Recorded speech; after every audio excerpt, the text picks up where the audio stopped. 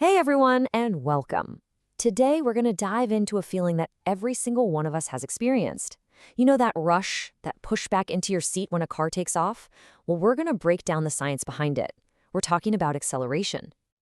You know exactly what I'm talking about, right? The light turns green, the driver floors it, and bam! You feel this invisible force just pressing you back into your seat. It's a feeling we all know, but what's really going on there? Well, that sensation, it's not just in your head. It is pure, unadulterated physics in action. Your body is having a very real physical reaction to a change in motion. It's a sign that the fundamental forces of the universe are at work, right there on you. And it happens constantly, all around us. Think about that slow, chugging climb of a roller coaster right before the big drop. Or when you're on a bike and start pedaling harder and harder. You feel yourself picking up speed. It's in the roar of a plane as it barrels down the runway, or even something as simple as a car just pulling away from a stoplight.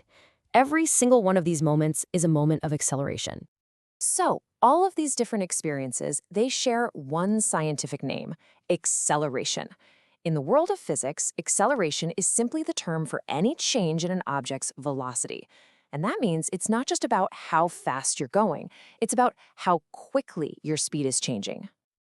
Okay, so how do we actually put a number on that rush?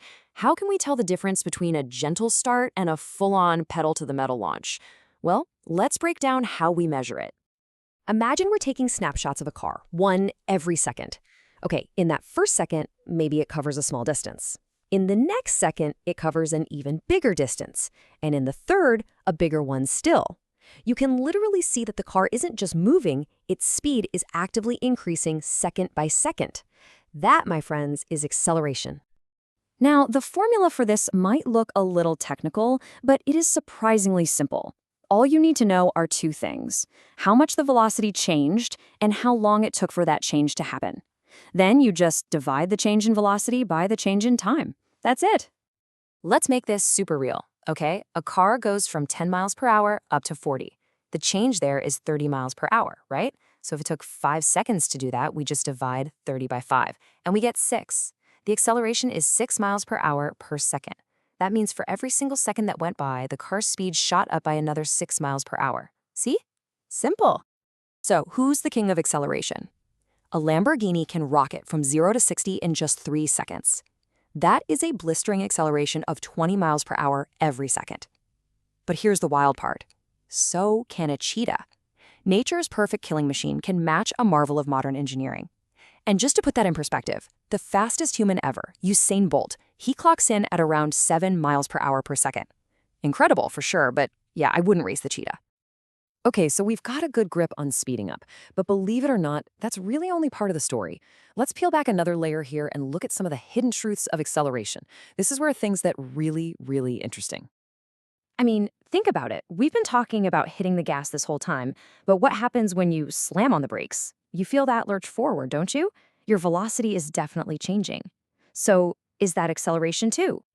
You bet it is. It's just what we call negative acceleration, or more commonly, deceleration. You see, when you speed up, the acceleration is pushing in the same direction that you're moving. But when you slow down, the acceleration is actually fighting against you. It's pushing in the opposite direction of your motion. It's two sides of the very same coin. So this really expands our whole definition. Acceleration isn't just one thing. It's this trio of actions: speeding up, slowing down, and the one that catches a lot of people by surprise, changing direction. And right here, this is the biggest twist. Imagine a car going around a sharp corner, but it's holding a perfect 50 miles per hour the whole time. The speedometer needle doesn't even move. So, is it accelerating? The answer is yes, and here's why. In physics, velocity isn't just your speed, it's your speed and your direction combined. So even if your speed is constant, if your direction is changing, then your velocity is changing, and any change in velocity is acceleration. Mind-blowing, right? All right, now that we know what acceleration is in all its forms, let's pop the hood and take a look at the core physics that actually makes it all work. So here are the 3 absolute key properties. First, acceleration is a vector. Now that's just a fancy science word that means it has both a number, like 6 miles per hour per second, and a direction, like forward or to the left. Second, its standard scientific unit is meters per second squared. And third, and this one is so important, acceleration is always caused by a force. This leads us to one of the most famous and elegant equations in all of science, F equals ma, Newton's second law of motion.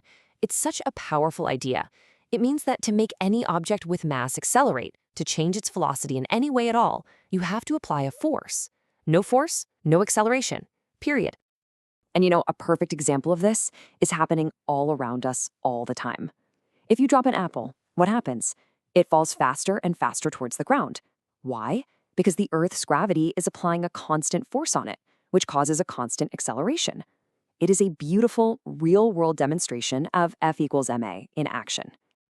Wow, we have covered a lot of ground, from the feeling in your car seat all the way to Newton's fundamental laws of the universe. So let's bring it all together and lock in the 5 most important takeaways from this explainer.